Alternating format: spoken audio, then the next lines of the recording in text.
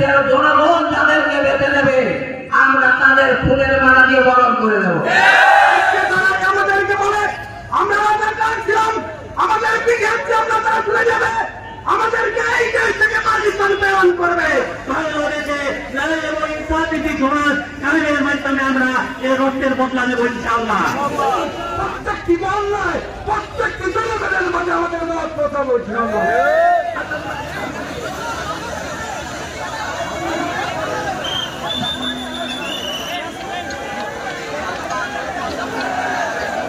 বিগত সৈন্য শাসন, জাতিবাদী শাসন আমাদের কেন্দ্রীয় নেতৃবৃন্দের মধ্যে 5 জনকে তারা ফাঁসিতে অন্যায়ভাবে ফাঁসিতে ঝুলায় হত্যা করেছে।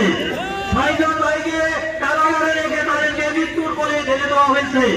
আমি আপনাদেরকে বলতে চাই আমাদের এই কেন্দ্রীয় নেতৃবৃন্দের রক্তের বদলে আমরা বাংলাদেশে ন্যায় এবং ইনসাফ ভিত্তিক সমাজ কায়েমের মাধ্যমে আমরা এই রক্তের বদলা নেব ইনশাআল্লাহ।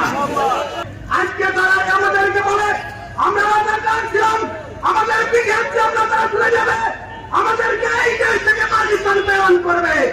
সংগ্রামী শহীদের জনতা আরো একটা কথা বলতে চাই, আমরা নাকি জান্নাতের সার্টিফিকেট বিক্রি করে জঙ্গলের জনতা আমি কি জান্নাতের টিকিট আপনাদেরকে কাউকে দিয়েছি আমরা? তাহলে তারা এটাকে মিথ্যা প্রচার করে তাদেরকে আহ্বান করে আগামী দিন যেন আমরা বিমান ফিরিয়ে আনতে পারি। এই প্রত্যেককে প্রত্যেকটি মানুষকে প্রত্যেকটি বাড়ি বাড়ি প্রত্যেকটি মহল্লায় প্রত্যেকটি জনগণের মাঝে আমাদের মত কথা বলছি। আপনারা আমাদেরকে দিনের জন্য কবুল করেন, আপনাদেরকে দিনের জন্য কবুল করেন। এই কুমারখালী কোস্টাল প্রতিটি প্রান্ত এই এলাকার মানুষের এই এলাকার গড়ার এই এলাকার উন্নয়ন ঘটানো এই এলাকার শান্তি শৃঙ্খলা প্রতিষ্ঠার দায়িত্ব আমাদের সবার।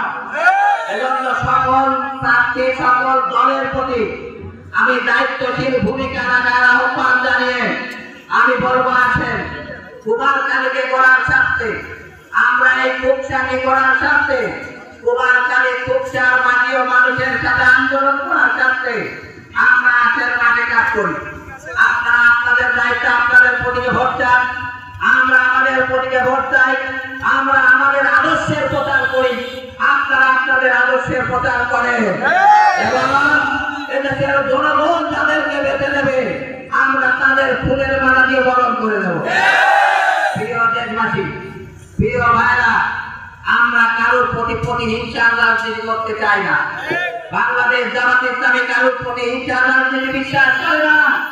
জামাত ইসলামী চায় শান্তি, জামাত ইসলামী চায় কল্যাণ রাষ্ট্র, জামাত ইসলামী চায় এদেশের মানুষের কাছে ইনসাফ পৌঁছে দেওয়া। এজন্য এই দেশকে যদি একটা কল্যাণ রাষ্ট্র বানাতে চাই, এই দেশকে যদি একটা উন্নয়নশীল দেশে পরিণত করতে চাই, কারোর সাথে ঝগড়া করলে দেশের উন্নয়ন করা যাবে না। এজন্য আমার সকল দল সকল প্রার্থীদের প্রতি আমার পক্ষ থেকে শ্রদ্ধা এবং সালাম।